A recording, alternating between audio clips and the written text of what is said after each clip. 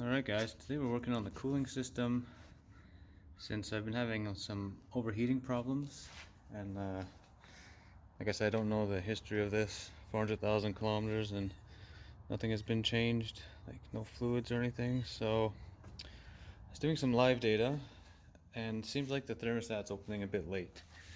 I think that may be the problem, but I'm gonna do like a coolant flush as well. So I got a pan to get the old coolant. I'm gonna try out this Prestone radiator flush and cleaner, and I have some deionized water because I don't want to run like tap water, because our tap water is so hard, and I think it just might add to the problem and more deposits that I'm actually trying to clean out. So what I'm going to do is I'm going to empty all the coolant from the Outback, fill it up with deionized water and this flush. It says I could run this for a couple days, so that's what I'm going to do. And then when that's done, I'm going to fill it up with like some OEM coolant, and then I have a new thermostat and rad cap in here somewhere, and I'll replace those, and hopefully that should be the end of the cooling problems. But let's get started.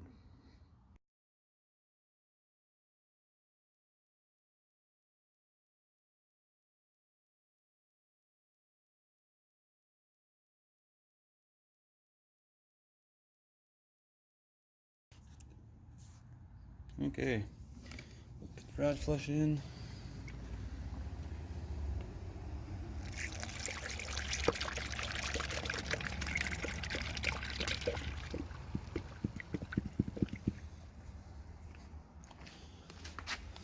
Deionized water.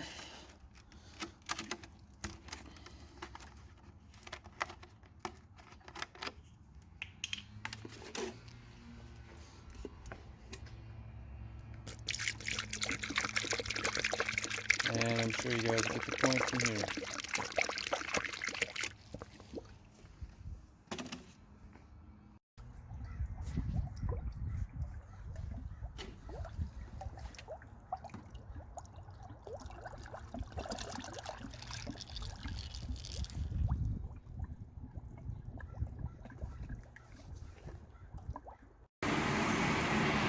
Let's say it's all bled now. I guess there's still a little bit of old coolant left in it, or that might be the cleaner. But, so I'll try this for a few days, and then we'll drop out this coolant and go for the next. Fill up with OEM stuff. Okay, so I ran it for a few days with just deionized water. Just got thermostat out. That's the housing for it. It goes on to.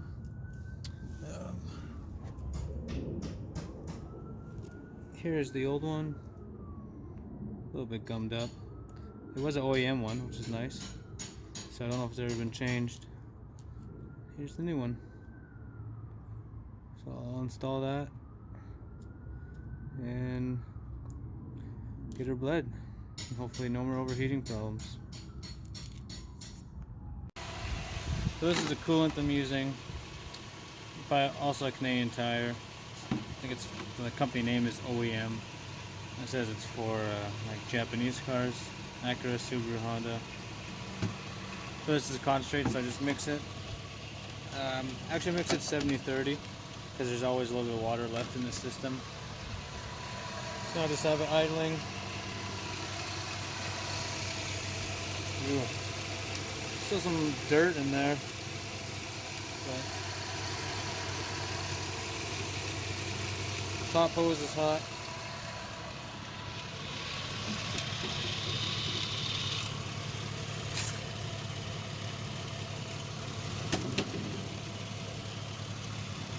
Bottom hose is still cold. Just gotta wait for that thermostat to open.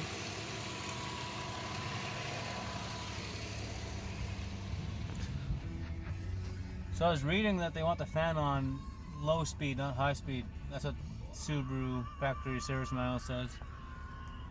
I'll try that. It says to shoot up the RPM to 3,000 a few times and then let it cool down. So maybe I'll try that.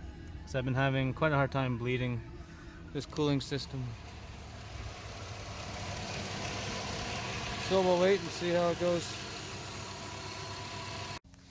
Okay. Old coolant cap. New one. Looks like that O-ring was messed up on the old one. So that could also be part of the problems too. This O-ring, if I get the focus. A little bit better, but you get the hint.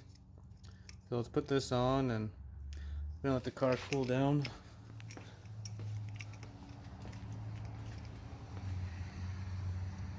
And I'll top up the coolant again after.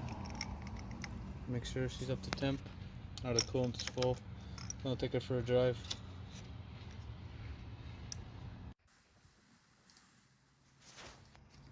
Alright, just took it for a long way drive and no overheating issues, but open the cap and a little bit concerned to see like no coolant up at the top. So not sure what's going on there. And the overflow was all the way up, but not boiling. I guess it's not pulling it back in. I don't know if there's still air, but since we have some of the coolant out, I'm gonna put the cooling conditioner system additive in. And as you can see, it's taking the full bottle, and yeah, I just hope that there's still not like an air pocket or even worse, like head gasket issues that I'm reading with these. But so I'm gonna do that, and then I'm just gonna go grab my. It looks like a turkey baster, but it's actually for batteries to fill up the acid and water. I'm just gonna use that to bring the coolant out of the overflow and back into the rad, and hopefully that's just the air pocket. So it doesn't need too much to fill it back up, but it's still not a problem that I thought I'd be having right now. So I'll keep driving it for a bit. I'm gonna throw my Bluetooth scanner back on it and monitor as I'm driving to make sure the temps are staying in check, and if I'm not having any overheating issues, then I'm gonna say that there's still air in there and I'll have to bleed it again. But there you go, got it filled up. I'm gonna close her up and see how it goes in the next upcoming weeks. And overflow is still quite full, but we'll see. But thanks again for watching.